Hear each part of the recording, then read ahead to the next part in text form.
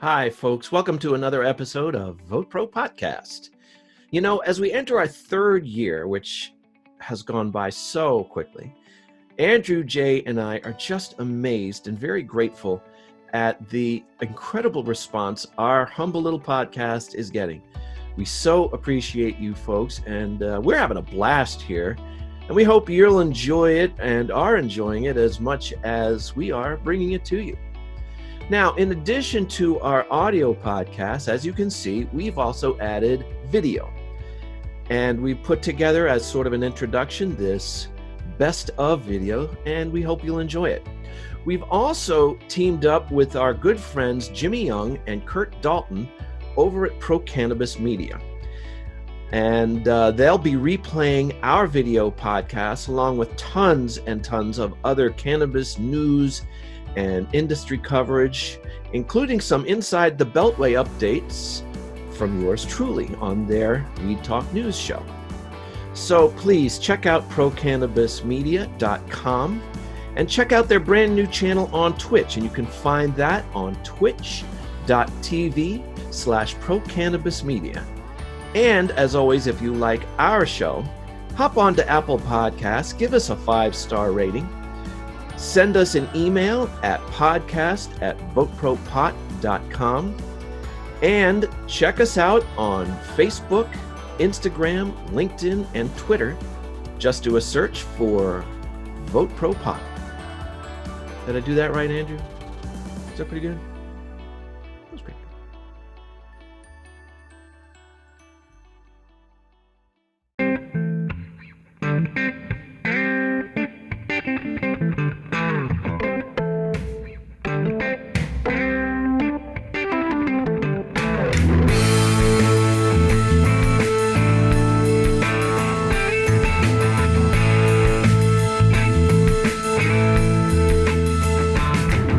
Welcome to VoteProPot-Cast, the award-winning cannabis news podcast brought to you by VoteProPot.com. Here are your hosts, Phil Adams, Jay Britton, and Andrew McCreadies.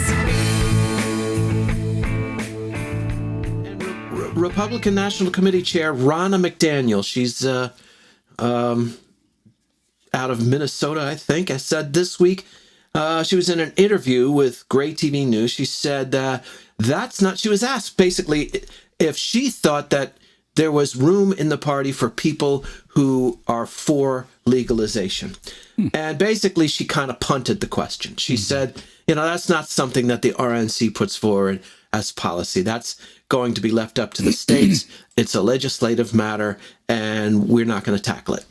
Right. So what do you guys think about that?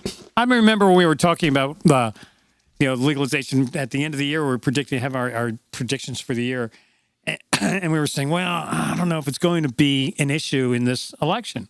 Mm-hmm. And I think it's definitely officially a non-issue.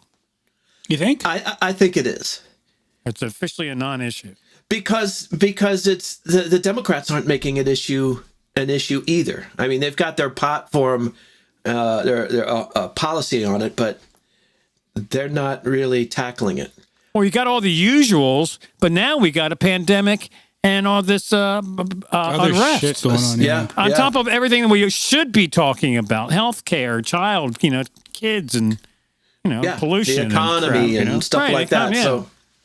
So now on the other side of the aisle, California Congressman Barbara Lee, Congresswoman, I should say, she gave mixed reviews on the cannabis policy of the Democratic ticket.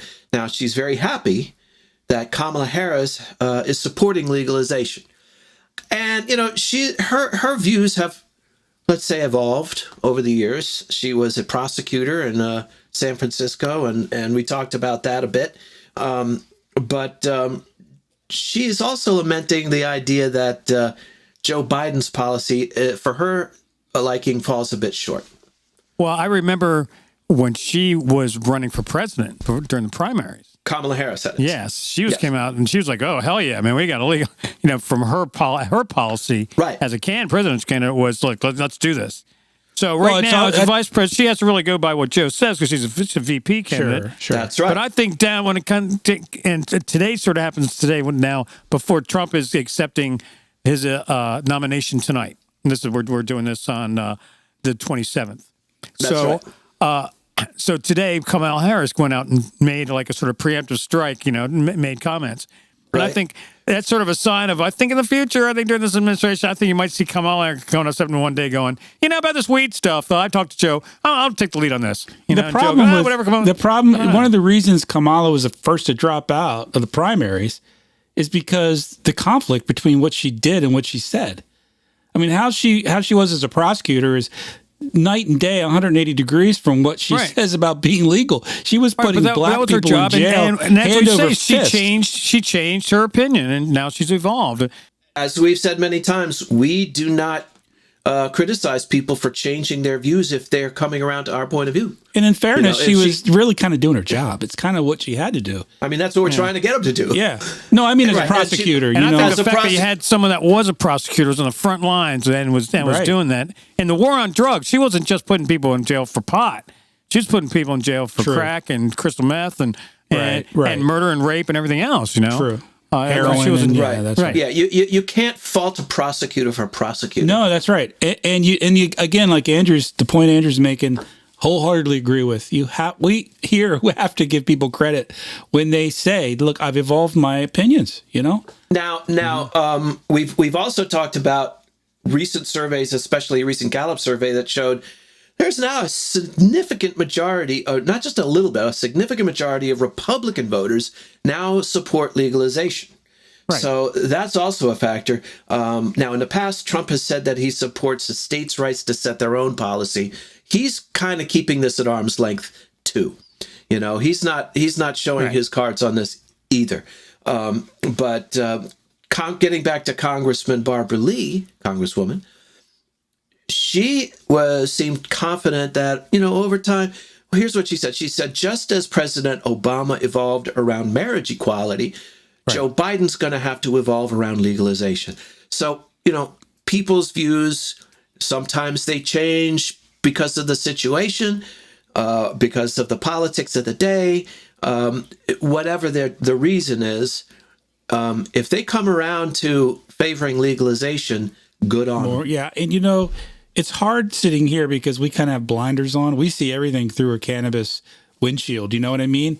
So, and Andrew was saying how he doesn't think it's high on a priority list, and I'm sure he's right.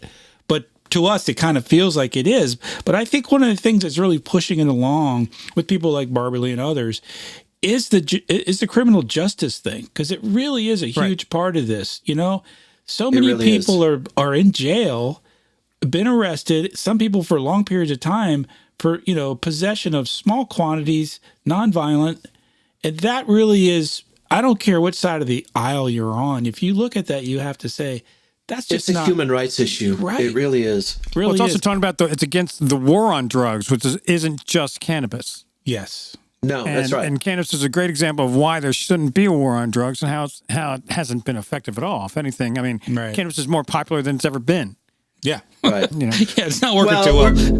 Medical marijuana, along with the 70% of the people who say that they are in favor of it, got another endorsement, a celebrity endorsement this time. Who do we have, Jay? Well, we've got Dr. Oz. The great Dr. Oz. I saw this and I thought it had something to do with like Dorothy and Toto. I wasn't sure who Dr. Oz was. I guess I'm out of that loop, but I looked it up. He's on the news morning shows. And I guess he started from Oprah's show, didn't he? Yeah, that's what I read. One of Oprah's prodigies. I know, I sound like an ignoramus. Well, this is from Mary Jane, and this is by Chris Moore. In a recent Instagram interview with Fat Man Scoop, another one I'm out of the loop. I'm not sure who Fat Man Scoop is. I'm out of that loop, too. I've never been in that loop.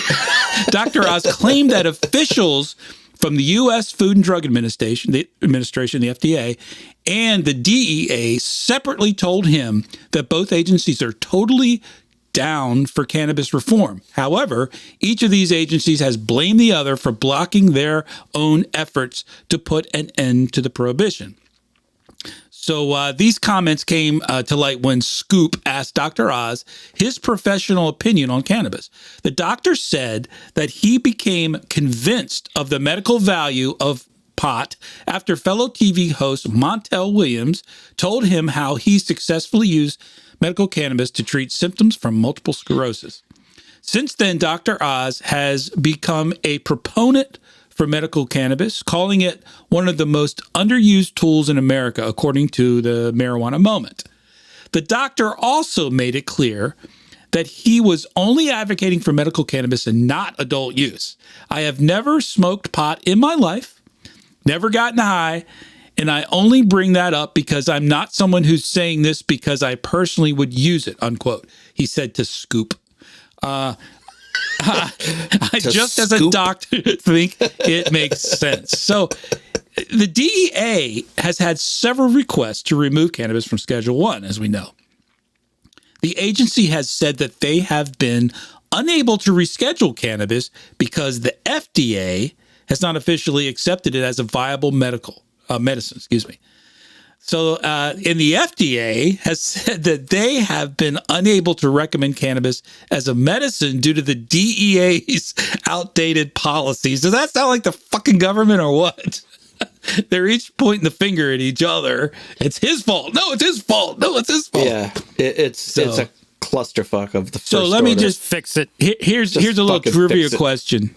About Dr. Oz. I did a little research today. All right. The interweb, which is never wrong. So how much money do you think Dr. Oz is worth? What do you think his net Oh, worth? he's probably worth $300 million. About $100. $100 million. About $100. Yeah. Now this guy, Yeah, it's about $100. he's a cardiothoracic surgeon. He went to Harvard. He taught at Columbia. He is a journalist. He went to Wharton and got an MBA. What a prick. And he's got this super hot wife. I mean, his wife is just beautiful. Some kind of model or actress or something. So I hate him. I don't like the guy, I don't know him, but just... Because you're jealous? Hell yeah, I'm jealous. The guy's like perfect. And he's good looking. Damn it. Sounds like you got a crush on him. Not a little bit. Yeah, a little bit of a man crush. So there's our celebrity endorsement of the week. We seem to have one every week, gentlemen. Yep. So thank you, Dr. Oz, for weighing in.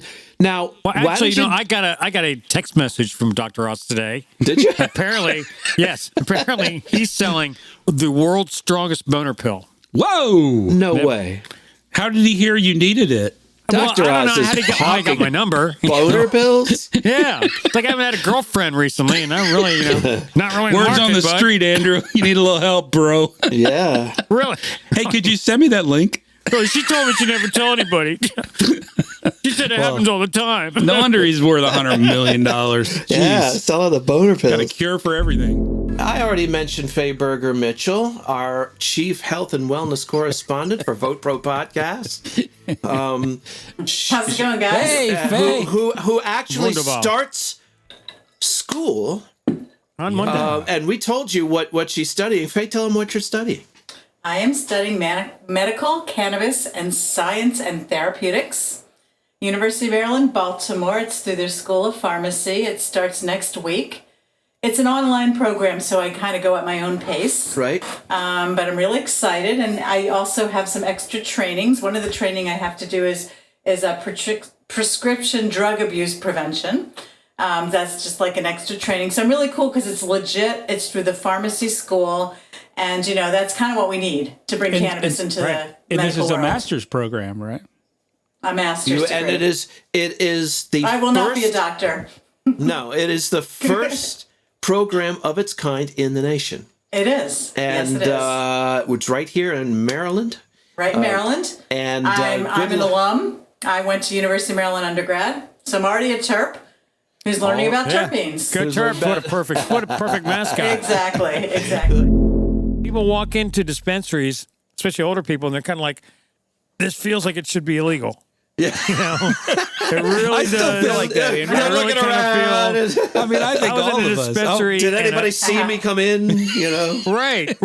You kind of like put your head down. It's like you're going in to buy porn. Oh, dude. I have to tell you. Like going into the massage parlor. Did I anybody have see to me? tell you, I had a good percentage of. I had some government workers who were patients when I worked at the dispensary, and Right. they'd sort of whisper it to me, you know, and they weren't in any kind of position Really? where they had to have drug testing.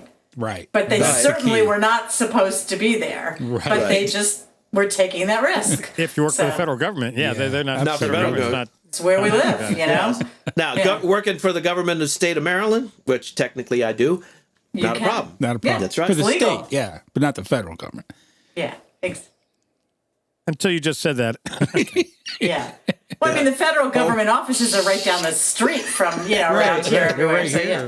Yeah. Phil's going to work on Monday. Got Phil, the boss wants to see you in his office. Yeah. Or maybe I'm not. I don't know. You know, but there are How long have you been working here, not counting tomorrow? Speaking of that, now there is a stereotype that cannabis users are lazy, but there's a new study just came out. I have an article here that says cannabis users aren't lazy people after all, this new study says. But unfortunately, I never got around to reading the article. But But I'm bummed. But don't bump. but apparently, according to the headlines, Yeah, we'll eventually get to that studies one. aren't really folks. lazy, man. I resemble that story. Well, I'd switch over to a survey I got here. I read an article in Mary Jane today by Mike McPadden. A recent survey determined that baby boomers consume cannabis for medical purposes at twice the rate of millennials, which, I mean, that kind of makes sense, right? Because us boomers, us old farts, we have more medical issues. When it comes to recreational weed, though, those numbers are reversed. The survey response is conducted by Verilife, you're familiar with. And a lot of the numbers in this survey are flipped. Like the boomers against the millennials, it's opposite. Here's some of the results. For boomers, 50% use cannabis primarily as medicine, 28% use weed for recreation, and 22% for both. For the millennials, it was 22% use it for medicine, 49% for recreation, and 29% for both. I mean, I think that's kind of logical, kind of makes sense, right? It would make sense that the older folks are looking at the medicinal value because they got aches and pains and problems. Some of the other stats come out of here suggest that smoking rules for both groups. In other words, that's the preferred method of intake is smoking. 50% of millennials and 39% of millennials and 50% of the old farts like us. Both groups said their weed use has surged during the pandemic. Boomers by 44%. Holy crap. Wow. That's like almost a 50% increase and 36 for the millennials. Well, they probably have more medical issues to deal with down. And more spare time. Yeah, I guess. Yeah, I suppose. And I wonder how many of those in that statistic of the baby boomers are smoking marijuana for medical reasons. You know what I'm talking about? Because, guys like me, we want to do it, on the up and up and legal. And now I do use it to treat my condition, which is, my chronic pain, blah, blah, blah, blah. But mental condition? I have discovered that I honestly still like getting high. Nothing wrong with that. Exactly. It's good. That's positive mental health. Yeah.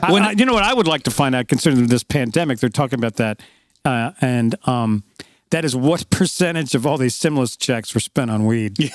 Yeah. I don't know if those are probably not numbers that are readily available. I know, but just think that a lot of, you're sitting there and just all think, I mean, you got to check and you're thinking, well, I got a couple extra dollars in the bank this month. Yeah. Maybe I got shit to do.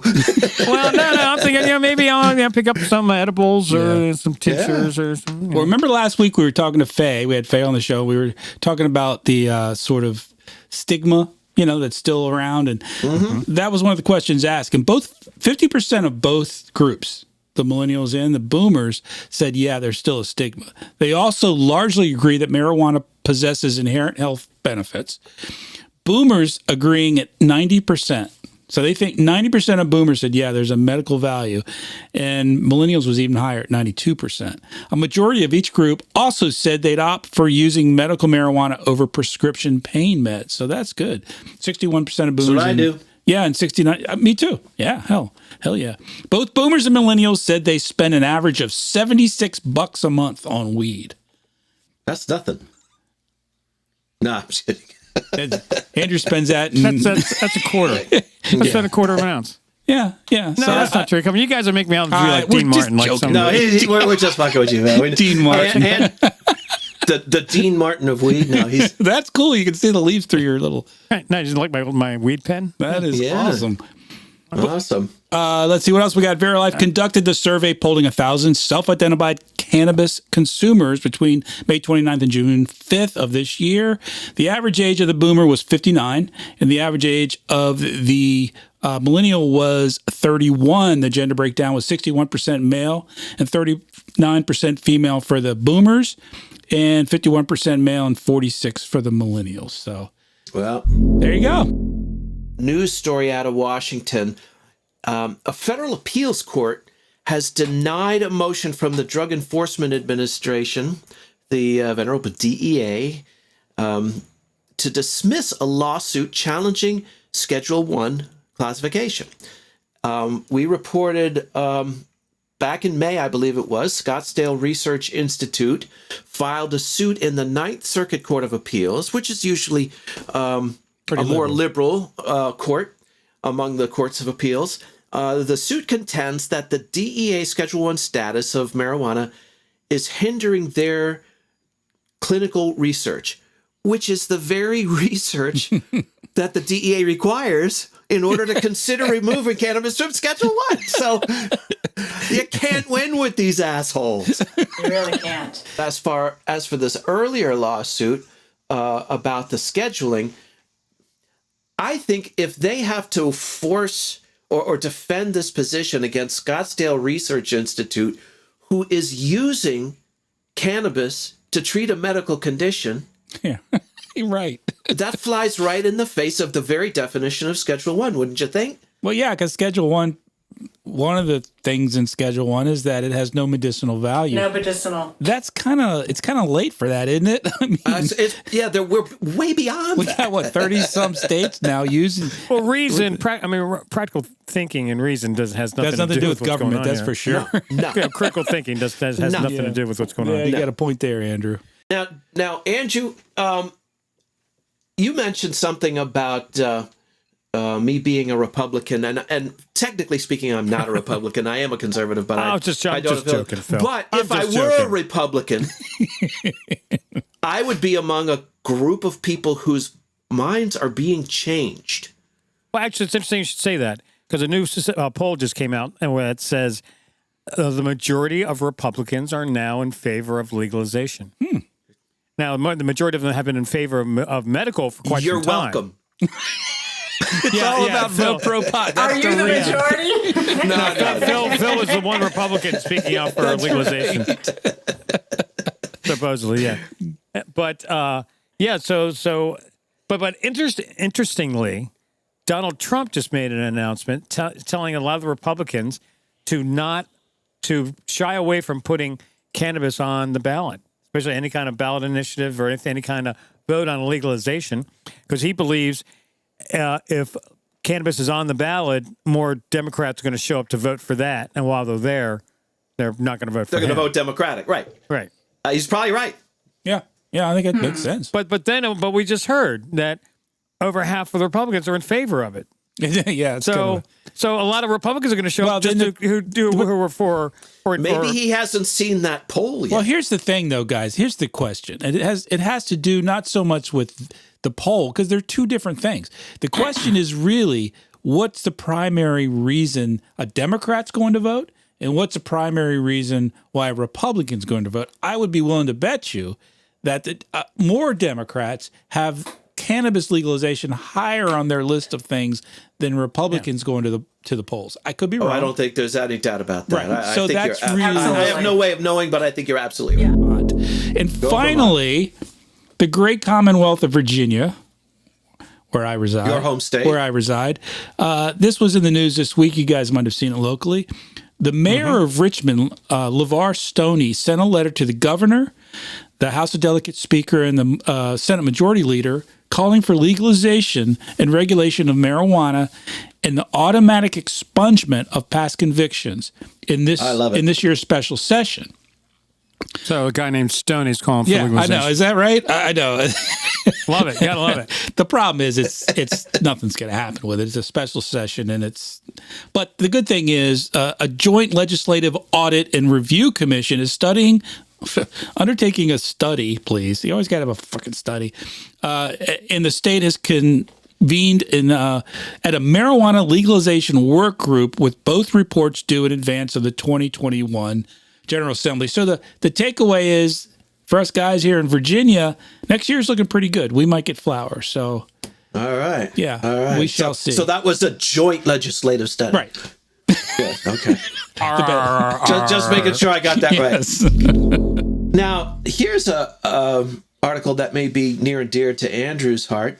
Colorado Senator Cory Gardner has been in touch with the Department of Agriculture. He and some of his Senate colleagues, they wrote a letter to Sonny Perdue. He's the Secretary of Agriculture. They want him to hold off implementation of the final rules governing the U.S. hemp industry. He said they want to delay the rule pending consultation with stakeholders and especially with state regulators. He said, quote, to encourage greater flexibility for farmers and encourage innovation in the industry. So essentially, the letter says that they want to make sure these rules will help the cannabis or the hemp industry to thrive. Now, earlier this month, Chuck Schumer, who you also know as the Senate Majority Leader, he sent basically the same letter to Perdue saying only he wants to delay implementation until 2022. I don't know if they're going to be able to hold off that long, but I think that, Cory Gardner in Colorado probably knows whereof he speaks when it comes to hemp industry and, the rules that govern it. What say you, Andrew? Well, the thing about it is, when it comes to the Farm Bill and hemp farmers, this really pertains to the hemp farmers that are growing CBD flower style hemp.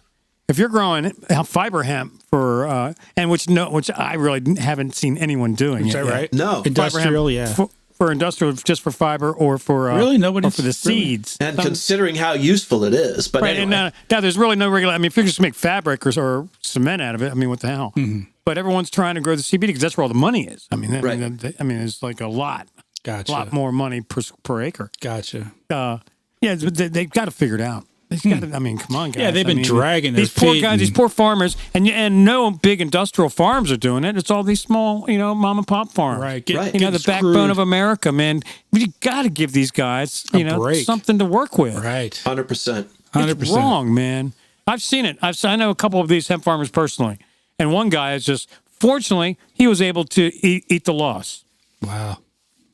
But he just. But they can't all do that, and he can't do that too many times. Right. I know another hemp farmer who was super proactive, got it cured and everything. He has it all down either to a concentrate or in vacuum sealed bags, and it's in climate control, cool, dark place. And he's trying to, see if he can hold it, maintain its value. Sure. So he can sell it, Right. The smart guy, not the smart guys, the ones that were fortunate enough, grew a really good product, turned it into oil, or just the crude oil, the first pressing, I guess you could say. Right. And the first extraction. And extra virgin hemp oil. Right. Well, no, it's before it's the crude hemp oil. It's before the waxes and everything else are filtered out. So you just get that, and it's good for 3.5 years. Ah. And then it depends on what you do with it. If you're going to make it topical, you just use that. But depends what you do, then you further process it. But that's what some hemp farmers did. But I don't know, I feel sorry for the hemp farmers. I go off on a raid, and I sort of a rant there. But whatever they can do for these guys, they got to do something. I mean, really got to do something now. And do something now.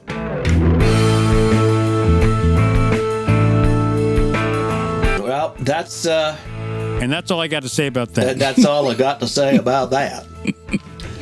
Well, folks, we're really glad you joined us today once again. As I said earlier, if you like the show, we really would love for you to go on Apple Podcasts, give us a 5-star rating, and give us your comments, your questions, your corrections, any information you want to convey or share with other listeners. We'd love to. And what the hell was that? I just dropped my wine glass. Sorry, Yeah, I'm good. All right. I'll clean it up later. That's it. So Episode's over. That's it. Ding.